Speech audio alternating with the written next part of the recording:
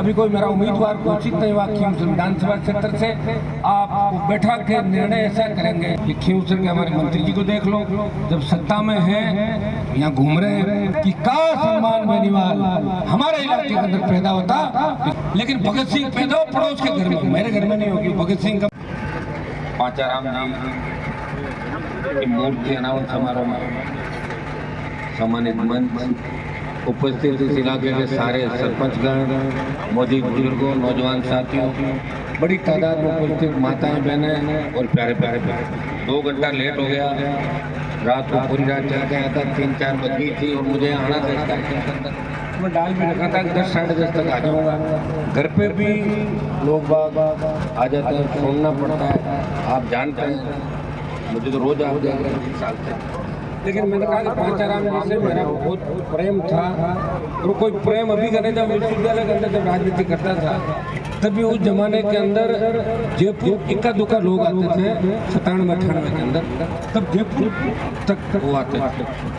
लेकिन ईश्वर की मर्जी का आगे नहीं चलती, 1 साल पूरा हो गया समय निकलते हुए। प्रधान का अतुलाराम जी, बड़े भाई साहब नरेश, उनका बेटा, पूरे परिवार, मैं सांत्वना इस बात की दूंगा कि उनकी कमी को तो हम पूरा नहीं कर सकते, वो तो ईश्वर के आगे किसी की नहीं चलती, लेकिन उनके बताए हुए समाज सेवा के काम, उनके जो सपने थे, अधूरे सपने उनके जो पूरे करें, उनकी क्या इच्छाएं थी, मेरे लायक जो भी आप काम है वो भी मुझे बताएंगे।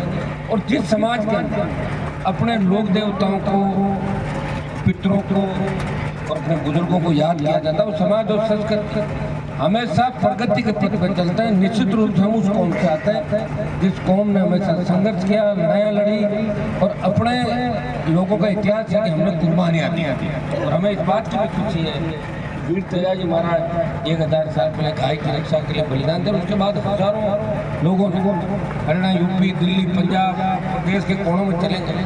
तो बहुत सी जगह हमारे शासक जो अजय थे कभी हारे नहीं, और हमारे कुल और कौम के अंदर ऐसे बहुत से योद्धा मिलेंगे, बहुत से अलग अलग समाजों के अंदर, विभिन्न क्षेत्रों के, ओलंपिक से लेकर तमाम जो खेल जो हो रहे हैं वर्ल्ड में, आप देखो कि हर जगह हमारे लोगों ने परचम फहराया। दुर्भाग्य से हमारा जिला पीछे रह गया विकास के मामले में, शिक्षा के मामले में। ये जिला अगर 60 साल पहले आगे आता तो निश्चित रूप से भी देश के अंदर एक ही जिला नजर आता हो, नागौर, लेकिन आर्थिक स्थितियाँ कमजोर थी। यहाँ के लोगों ने किस तरह पेट पाला। 30 साल 35 साल पहले की बात अगर याद करोगे तो आपको लगेगा कि एक अकाल पड़ता और दूसरा अकाल पड़ते ही लोग माड़वा जाते थे कमा के खाने के लिए। यहाँ कमा के खाने का कोई साधन नहीं था, ये सही बात है। सारे जाते थे, और जब बिछुड़ते हम देखते थे उनको, बच्चे थे, तब लगता था, रोते थे लोग जाते हुए कि वापस आएंगे कि नहीं। तो हमें इस बात की भी चिंता करनी है कि क्यों पीछे रहे। मेरी इलाका अगर हो जाता, अरे सुनो पहले, सुनो आप लोग घना ही लोग जाता, मारो थकड़ नहीं जाता, सुनो हमारे साइड जाता आते थे। यहाँ क्या था, अब ट्यूबवेल, कुएं, छोटे मोटे काम हुए, और यहाँ गुजरात, महाराष्ट्र, मद्रास, तमाम जगह हमारे नए बच्चे गए, और नए बच्चे जाके और उन्होंने दूसरी दुनिया देखी। जोश में अपन कह सकते हैं कि हमने वो किया, ये किया, लेकिन जो इतिहास, इस इतिहास में हमने राज कहीं नहीं किया, रजवाड़ों से लड़ते नजर आए, और जो संघर्ष है वो सारा आपके सामने। और अब अच्छा लगता है कि हमारे बच्चे पढ़ लिख के आगे आ रहे हैं। या तो खींवसर के अंदर जो कॉलेज 5-7 साल पहले खुला, पंचायत समिति नहीं थी, बताओ बाबू जी, बच्चे अगर बच्चे पढ़ ले तो 10वीं तक इसलिए नहीं पढ़ पाते थे, 10वीं स्कूल नहीं थे, 12वीं स्कूल नहीं थे, महाविद्यालय नहीं थे, सड़कें नहीं थी, जो हालात वो आपसे वो छिपे नहीं। ढाणियों में बिजली नहीं थी, पीने का पानी उसके लिए संघर्ष करना पड़ता था। धारणावास के अंदर मुश्किल से कितने 100 ट्यूबवेल होंगे, कितने होंगे सिंचाई के, 60 होंगे। लेकिन ये सारी चीजें पिछले 10, 15, 20 साल के अंदर हुई है। उससे पहले हम बहुत पीछे थे। अगर हम उस जमाने के अंदर नहरी इलाका हमारा हो जाता, नहर से जुड़ जाते, तो पंजाब की तर्ज पे नागौर जिले की धरती भी सोना उगलती और हमारे बच्चे इंग्लैंड अमेरिका के अंदर पढ़ते।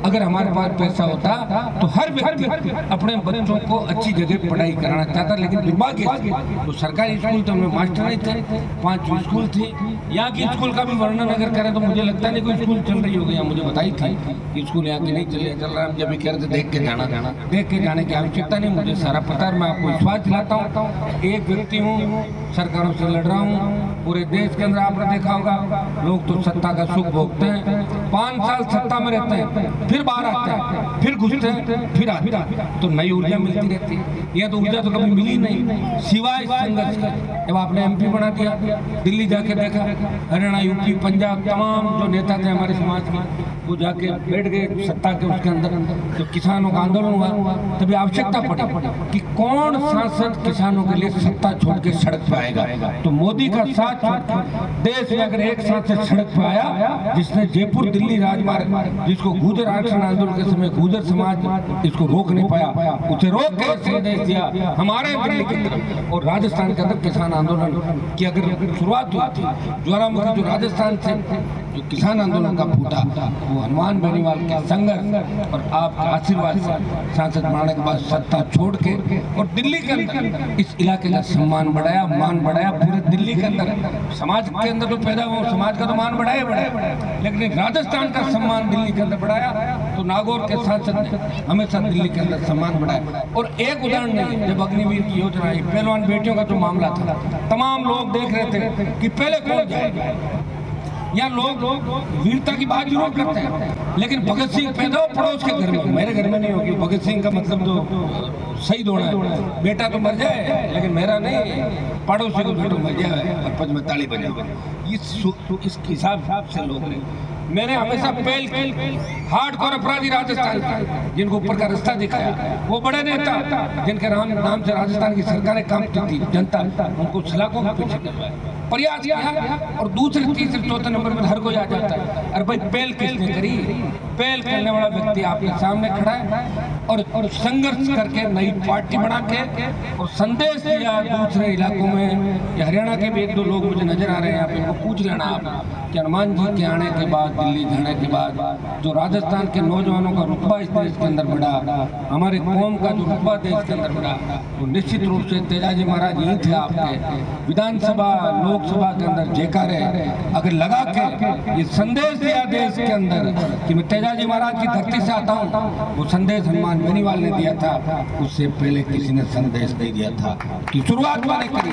और लखनऊ से लेकर तमाम एयरपोर्ट, जब भी आप जाओगे तमाम जगह तेजाजी के जयकारों के साथ शुरुआत हुई। मैं नहीं कह रहा कि सब कुछ मैंने किया, लेकिन एक मैंने शुरुआत किया। अब हर आदमी कहता है कि साहब हमारे भी टाइम एक राइट हो सकता है। इतना प्यार आप मुझसे करते हो कि हर जगह मुझे चाहता है, हर जगह में आने की प्रयास कर रहा हूँ। मैं चाहता हूँ हर व्यक्ति मुझे बुलाए, मैं जाऊँ। लेकिन अब इलाका बड़ा हो गया, बात राजस्थान की कर रहे हैं, सरकारों की कर रहे हैं। 18 में जब लड़ाई लड़के पार्टी बनाई, 3 सीट आई, 23 में वापस एक आ गई। मेरा काम समझाने का था, समझ में नहीं आई, मैं क्या कर सकता हूँ? मैं तो मेरी जगह सही हूँ, मैं तो चल ही रहा हूँ। अब लोग नहीं समझ रहे, ठोकरे खा रहे हैं, सड़कों में टोल दे रहे हैं, पुलिस के डंडे खा रहे हैं, बिजली का पैसा दे रहे हैं, सीट भरवा रहे हैं। जिस तरह का अत्याचार अन्याय, अगर एक गाड़ी आपने यहाँ जब पकड़ा जाता डंपर, हमारा पत्थर, लेकिन सरकार किस तरह जमीन अलॉट कर रही कंपनियों को, कौन बोल रहा? कोई नहीं बोल रहा। सत्ता का सुख भोग के